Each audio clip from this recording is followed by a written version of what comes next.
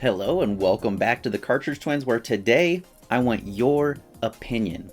I recently picked up some Switch games and I'd just like to know which ones should I try first, which ones should be left on the shelf to collect dust.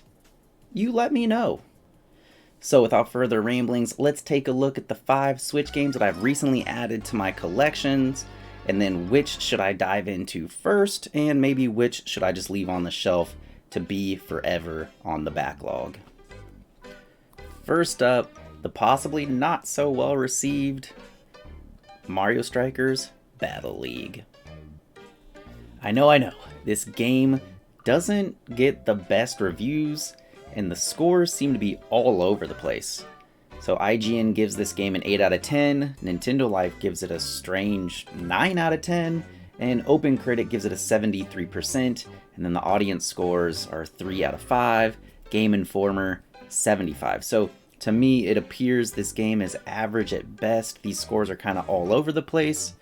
So why even put Mario Strikers on this list? Well, I'm truly curious about it. I've never played any of the previous Mario Strikers games, so when Battle League was announced, I was pretty hyped to finally be able to give this franchise a go. And once I started reading the reviews, I decided I would wait for the game to go on sale, and that's exactly what I did.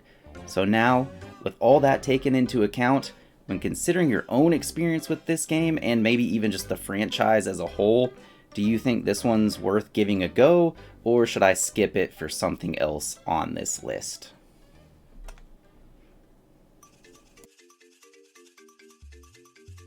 Continuing on, we have Curse of the Sea Rats.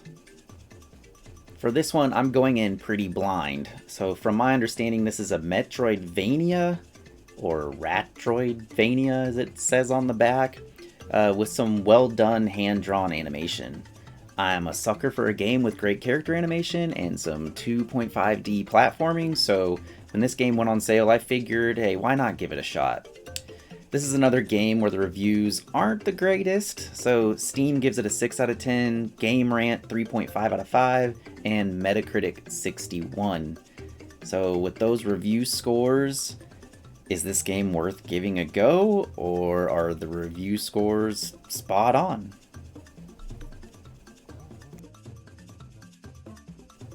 And next up, we've got Mineko's Night Market. Mineko's? I think that's how to pronounce it. Okay, this game is admittedly not for me, it is my ladies. But hey, if it's fun enough, I would love to give it a go.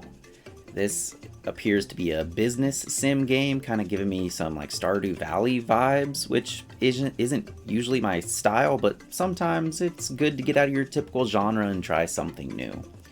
The review scores for this one are once again on the mediocre side, but who can trust a review anymore, am I right? IGN gives it a 5 out of 10, Nintendo Life a 7 out of 10, Steam a 7 out of 10, but I've been reading some comments online for this game and people seem pretty excited about it. So at the very least, is this one a relaxing game to hop into here and there, or would the game case be better used as a drink coaster? Let me know. And in the runner-up spot, we'll call it, we've got Eastward. Eastward has been on my shopping list for quite a while now, so I am definitely excited for it. It just looks fantastic. It's an action-adventure role-playing game, which is definitely a genre that I like, and there's even some DLC coming out sometime this year, Octopia, which appears to be more sim-based. From what I've seen and heard of this game, it gives off some Earthbound vibes, and that is not a bad thing. The reviews are also pretty solid. IGN gives it an 8 out of 10, Nintendo Life an 8 out of 10, and Eurogamer gives it a 4 out of 5. I have to admit, of all the games I've mentioned so far on this list, this one has a heavy pull toward giving it a go. So should I accept that pull, or should I hop into something else? And last up, we've got Tunic. This packaging is great. I'm not sure this one needs much introduction, but from what I've seen, This is an old school Zelda-like action-adventure game that released in 2022.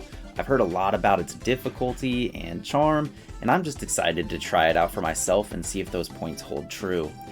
This one gets great review scores. IGN gives it 9 out of 10, Eurogamer 5 out of 5, Steam 9 out of 10, so I have to admit, from this entire list, this is the game that I'm mostly leaning toward jumping right into.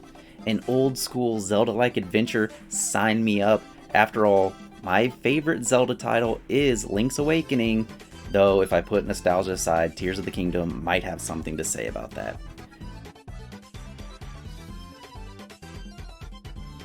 So there you have it, 5 games that I recently picked up that I would love your opinion on for which one I should try out first, and maybe even which ones I should just leave on the shelf forever and never put into my Switch. Also, I want to give a special shout out to Pat Melb B for the lovely comment. We hope to keep making content that you love and enjoy. So with all that being said, remember, without video games, things do not seem to go as well.